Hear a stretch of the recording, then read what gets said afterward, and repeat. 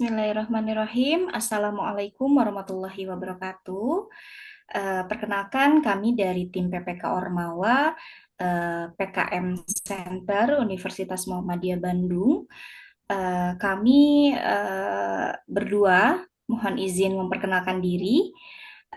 Bersama saya ada Ibu Dr. Hernawati MAG, maaf MPD, selaku koordinator tim PPK Ormawa. Selamat pagi Bu Herna, Selamat pagi, Bu Femi.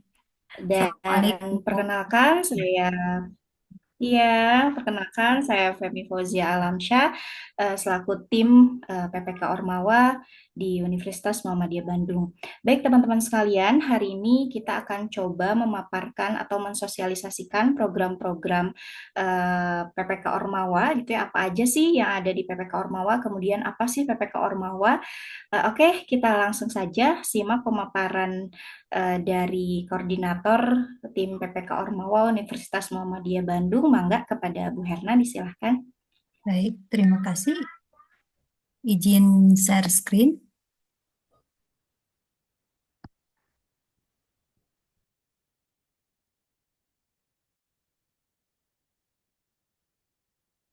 Terima kasih, Bu Femi, atas kesempatannya. Mohon izin saya akan memaparkan sedikit tentang apa itu PPK Ormawa ya. Sebelumnya saya ingin memperlihatkan terlebih dahulu bahwa ini adalah judul kita pagi hari ini, yaitu semangat untuk aktif, kreatif, dan sukses dalam PPK Ormawa 2024 ya.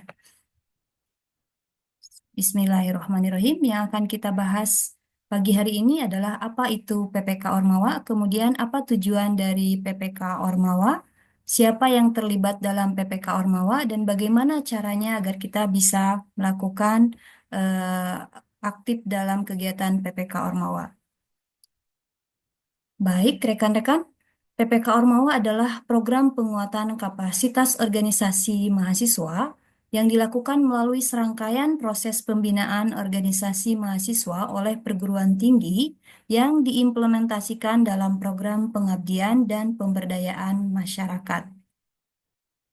Tujuannya untuk apa? Yaitu untuk meningkatkan kinerja perguruan tinggi dalam memperkuat kapasitas organisasi mahasiswa agar mampu menjadi organisasi kemahasiswaan yang kompeten, modern, berkarakter, dan cinta tanah air.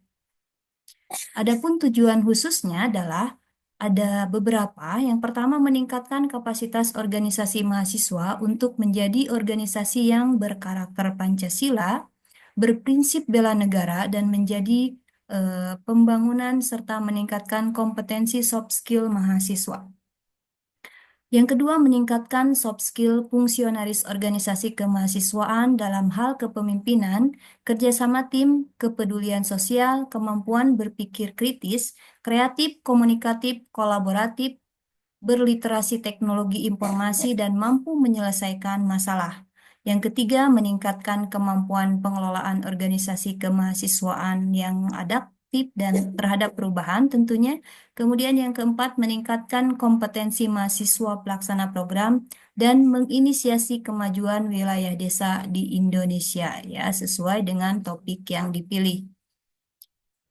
Harapan dari pelaksanaan PPK Ormawa ini adalah mengasah kemampuan mahasiswa dalam hal berpikir kritis, kreatif, menyelesaikan masalah, komunikatif, kolaboratif, berliterasi teknologi, informasi, memiliki jiwa kepemimpinan, bertindak positif dan produktif atas dorongan nurani, serta memiliki rasa peduli dan berkontribusi dalam membangun masyarakat.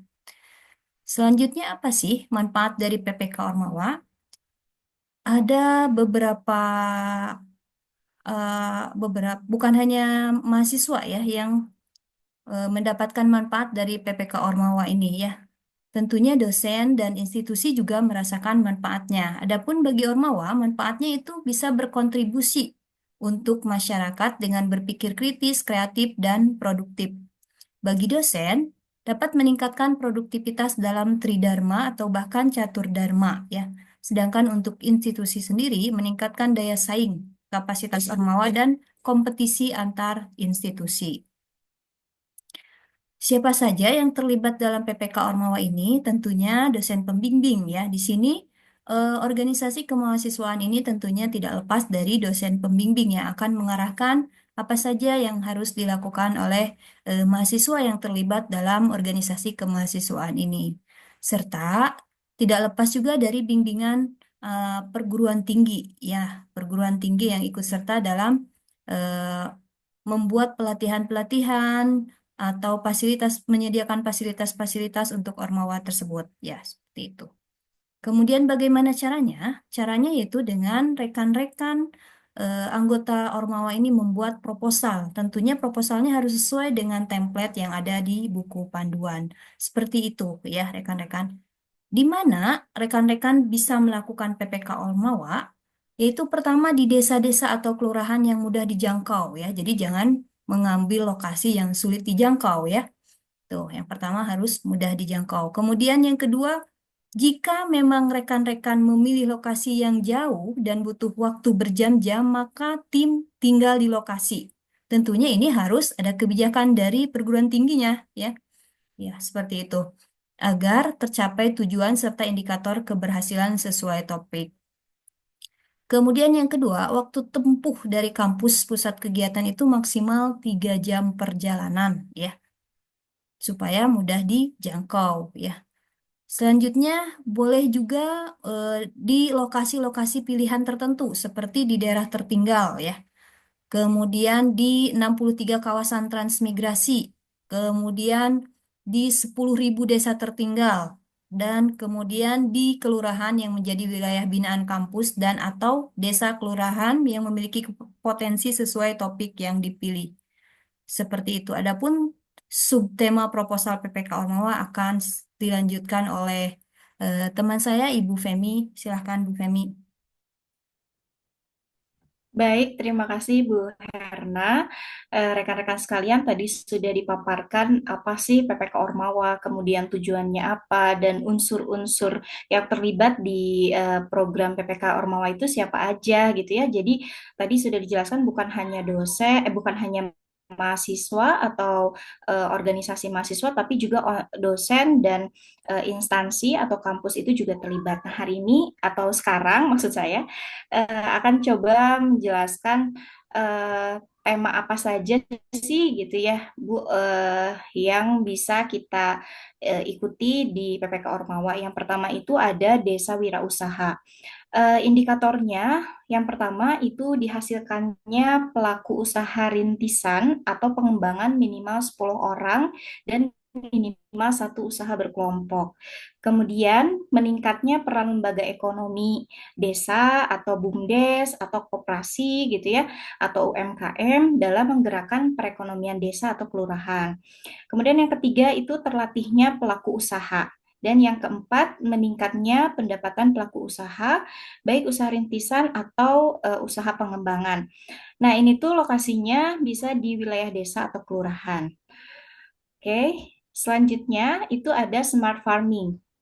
Nah, indikator keberhasilannya, yang pertama itu diterapkannya minimal satu ide smart farming di masyarakat. Kemudian yang kedua diperolehnya data efisiensi dan efektivitas smart farming tersebut. Kemudian yang ketiga, terdapat minimal satu kelompok petani. Satu kelompoknya itu sekitar 20 sampai 25 orang yang menerapkan smart farming. Dan yang keempat, meningkatnya produktivitas usaha tani yang menggunakan smart farming. Ini lokasinya bisa di desa juga atau di kelurahan sesuai dengan ketentuan-ketentuan yang sudah Bu Herna tadi sebutkan. Sasarannya minimal satu kelompok tani 20 sampai 25 orang dan produknya itu menghasilkan inovasi smart farming dan inovasi sosial serta kelembagaan pertanian modern masa depan. Oke, selanjutnya yang ketiga yaitu sekolah perempuan. Nah, indikator keberhasilannya Yang pertama, dihasilkannya kurikulum pembelajaran non-formal sekolah perempuan berdasarkan potensi, kemudian permasalahan, dan kebutuhan perempuan di desa atau kelurahan yang menjadi tempat kita melakukan kegiatan PPK Ormawa. Yang kedua, terlaksananya pembelajaran di sekolah perempuan minimal 2 rombongan belajar dengan jumlah peserta minimal 20 orang per rombel gitu ya, atau rombongan belajar selama program berjalan dalam 10 sampai 16 pertemuan. Kemudian yang ketiga, meningkatnya pengetahuan, kemudian sikap dan keterampilan eh, eh,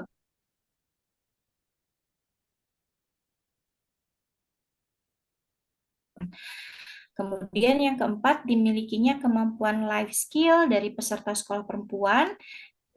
Dan yang kelima adalah dihasilkannya kelembagaan non-formal yang menghimpun para alumni sekolah perempuan dan memiliki rencana kerja produktif.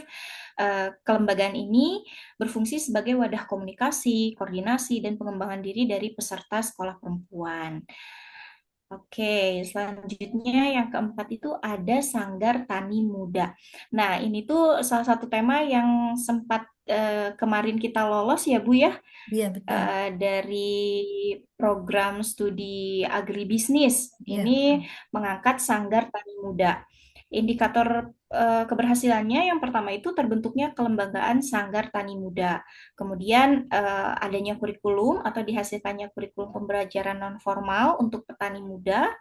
Yang ketiga, terlaksananya minimal 4 jenis pelatihan peningkatan kapasitas petani muda yang berfokus pada pengembangan agribisnis modern berbasis pada potensi dan unggulan desa atau kelurahan. Kemudian yang keempat, dihasilkannya petani muda baru, sekitar 5-10 orang yang sudah memiliki rancangan usaha tani. Ini juga lokasinya di desa dan kelurahan sesuai dengan ketentuan. Sasarannya ini pasti atau tentunya kelompok usia muda di desa atau kelurahan sekitar usia 15 sampai 35 tahun dari unsur petani atau non petani. Produknya ini menghasilkan kelembagaan petani muda dan petani muda baru gitu. Selanjutnya yang kelima, ini ada konservasi toga. Indikator keberhasilannya apa? Ada 5 indikator keberhasilan. Yang pertama, dihasilkannya peta potensi biodiversitas tumbuhan obat di seluruh wilayah desa. Kemudian yang kedua, dihasilkannya minimal 2 kawasan konservasi biodiversitas tumbuhan obat. Yang ketiga, dilakukannya budidaya tumbuhan obat di kawasan konservasi maupun misalnya di pekarangan rumah masyarakat, ini minimal 10% dari jumlah rumah yang ada di desa atau kelurahan tersebut. Kemudian yang keempat, terbentuknya minimal 2 kelompok konservasi tumbuhan obat, jumlah anggota sekitar 20 sampai 25 orang per kelompok yang juga mengembangkan usaha ekonomi produktif berbasis olahan tumbuhan obat. Kemudian yang kelima, terbentuknya kafe jamu dan berjalannya bisnis olahan tumbuhan obat. Nah, ini bisa dimanfaatkan oleh teman-teman di biotek atau di farmasi gitu ya. Peluangnya ini bisa diambil. Lokasinya di desa dan kelurahan juga, sasarannya ini masyarakat desa atau masyarakat kelurahan. Produknya ada produk program, kemudian ada barang juga, ada unit usaha dan kelembagaan. Selanjutnya yang keenam itu ada rumah sampah digital. Ini kalau tidak salah kemarin programnya ada yang sama dengan BEM, Bu. BEM di kita ini ada yang apa namanya mengangkat program tentang rumah sampah. Nah, ini bisa diikut sertakan di tema ini. Jadi ada beberapa indikator, ada 6. Yang pertama indikator keberhasilannya itu berdirinya 1 unit rumah sampah digital induk di tingkat desa, minimal 1 sampai 2 rumah sampah digital di tingkat RW yang dilengkapi dengan pengurus dan SOP kerja. Kemudian digunakannya sistem aplikasi pengelolaan, pemanfaatan, sampai pemasaran sampah gitu ya. Baik sistem aplikasi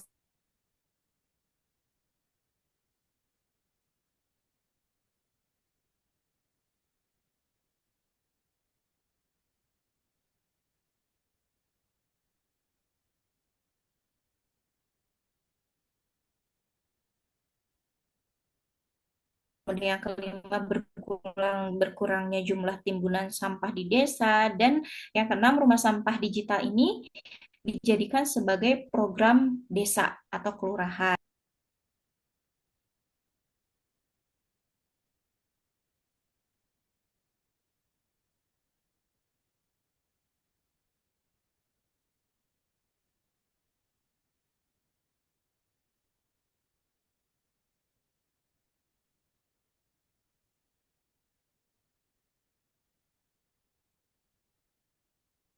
Yang ketujuh,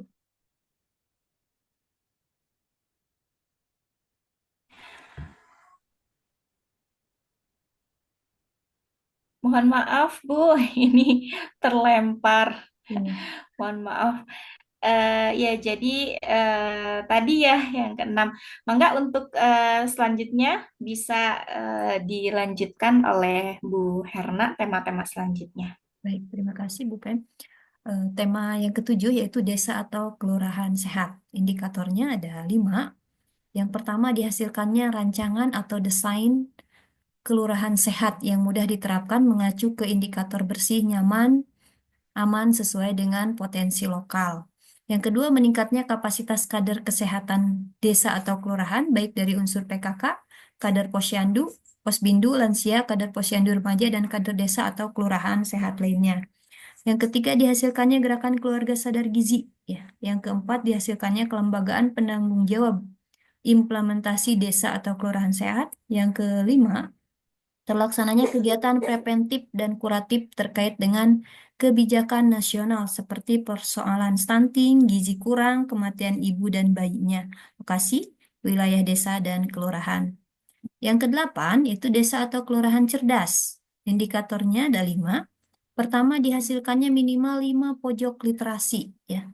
Yang kedua, dihasilkannya kurikulum pembelajaran non-formal.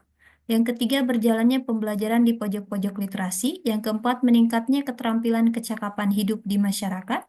Yang kelima, tumbuhnya kegiatan ekonomi baru. Ya. Kemudian yang kesembilan, kampung iklim. Indikatornya ada 5 juga, dihasilkannya rancangan kampung iklim. Ya. Yang kedua, terlaksananya minimal 4 kegiatan adaptif dan mitigasi perubahan iklim berbasis kelompok. Yang ketiga, terlaksananya berbagai jenis pelatihan masyarakat yang relevan. Yang keempat, meningkatnya pengetahuan, sikap, dan keterampilan masyarakat dalam adaptasi dan mitigasi perubahan iklim. Yang kelima, dihasilkannya kelembagaan penanggung jawab kampung iklim. Ya. Lokasinya di wilayah desa atau kelurahan, sasarannya seluruh masyarakat di desa atau kelurahan.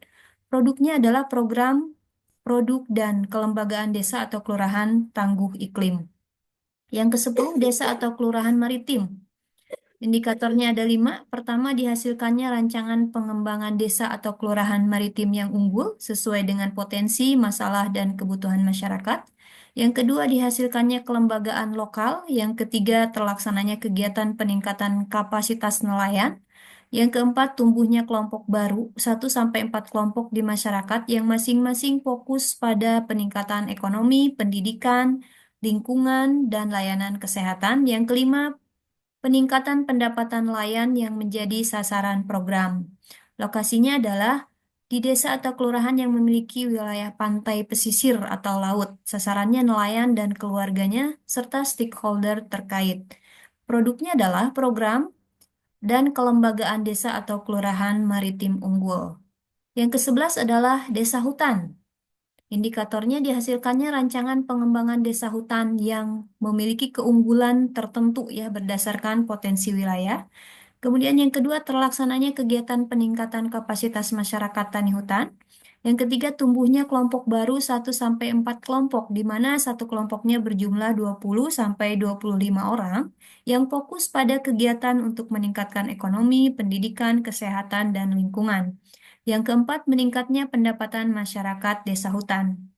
Lokasinya tentunya di desa, di pinggiran hutan ya. Itu sasarannya masyarakat dan tokoh masyarakat di desa atau kelurahan. Produknya adalah program dan kelembagaan desa hutan berdikari. Yang ke-12 adalah desa budaya. Indikatornya dilakukan minimal 2 paket intervensi untuk mengembangkan potensi budaya menjadi unggulan desa atau kelurahan. Kemudian terlestarikannya budaya, meningkatnya pendapatan masyarakat, serta dihasilkannya kelembagaan yang memiliki kepengurusan dan rencana kerja yang terukur untuk mengembangkan dan melestarikan potensi budaya sebagai unggulan desa ya. Lokasinya di wilayah desa atau kelurahan, sasarannya masyarakat secara umum di desa atau kelurahan, penggiat budaya baik individu ataupun kelompok. Produk dari kegiatan ini adalah produk usaha di bidang jasa budaya, termasuk kelembagaan penggiat budaya. Yang ke-13 adalah desa wisata. Indikator keberhasilan minimumnya adalah ditemukannya potensi sumber daya alam, seni budaya, sumber daya manusia, dan aktivitas ekonomi yang dapat dikolaborasikan untuk mendukung pengembangan desa atau kelurahan wisata. Ya. Selanjutnya dihasilkannya kesepakatan bersama dengan para tokoh masyarakat untuk mengembangkan desa atau kelurahan wisata berbasis potensi unggulan. Ya. Pengembangan desa atau kelurahan wisata dapat mencakup pengembangan sarana fisik, fasilitas, kelengkapan daya tarik, kenyamanan, dan sebagainya sesuai dengan kebutuhan pengunjung. Kemudian dihasilkannya kelembagaan pengelola, meningkatnya kapasitas sumber daya masyarakat pengelola wisata, kemudian launching desa atau kelurahan wisata, serta meningkatnya jumlah pengunjung dan pendapatan masyarakat. Ya. Wilayahnya di desa atau kelurahan. Topik yang ke-14 itu topik bebas, ya. Adalah topik yang tidak terwadahi dari 13 topik sebelumnya. Jadi rekan-rekan misalkan punya topik yang berbeda. Nah, masuknya ke sini, ya. Lokasinya boleh rekan-rekan usulkan. Sasarannya juga, produknya juga seperti itu. Luaran wajibnya berupa buku refleksi ya, yang pertama. Kemudian yang kedua berupa ringkasan eksekutif ya. Kemudian media publikasi dan poster hasil pelaksanaan program. Tuh. Adapun luaran tambahannya adalah produk real ya, terus artikel ilmiah, publikasi media, modul atau manual pembelajaran dan luaran tambahan lainnya ya. Nah, ini adalah subproposal PPK Ormawa. Ada jumlah halamannya, ya maksimal 15 halaman. Kemudian kertasnya A4, spasinya 1,5, menggunakan font Times New Roman size 12. Ini nanti bisa rekan-rekan baca di buku panduan, ya. Ini juga ada sistematikanya seperti ini. Silahkan nanti pelajari, ya. Ada sistematika subproposal, di mana di sini judul subproposal yang lolos pendanaan itu eh, di UM Bandung itu ada dua ya dari PKI MMPAI dan Himagri Agribisnis. Ini dari PAI judulnya Pengembangan Literasi Masyarakat melalui Pojok Literasi Quranic Village dan Program Kreativitas Masyarakat di Desa Nagrog ya. Sedangkan yang dari Himagri Bisnis itu tentang Sanggar Tani Muda ya. Nah, ini capaian-capaian yang diperoleh oleh Hima Agribisnis, kemudian ini eh, dari tim PPK Ormawa Hima PAI ya. Eh, Alhamdulillah tahun kemarin Abdi Daya Ormawa PAI lolos ke tingkat nasional ya di Jember ini fotonya. Nah, seperti itu mungkin Bu Fem penjelasan tentang PPK Ormawa ya. Baik, ya begitu rekan-rekan sekalian. Nanti juga setelah sosialisasi ini, buat rekan-rekan yang berminat dan diharapkan berminat ya Bu ya, Iya, betul untuk sekali. apa namanya, baik itu IMM atau HIMA atau mungkin apa namanya UKM UKM yang ada di Universitas Muhammadiyah Bandung, mangga diajukan proposalnya dan nanti kita akan ada ini ya pelatihan atau apa namanya Bu, eh, coaching, Coaching pembuatan klinik proposal khusus gitu ya untuk Bu, pembuatan coaching proposal klinik betul Bu, insya pembuatan Allah ya. proposal. Mangga rekan-rekan sekalian, barangkali ada yang ingin ditanyakan atau ada yang kurang jelas, boleh dibuka sesi diskusi.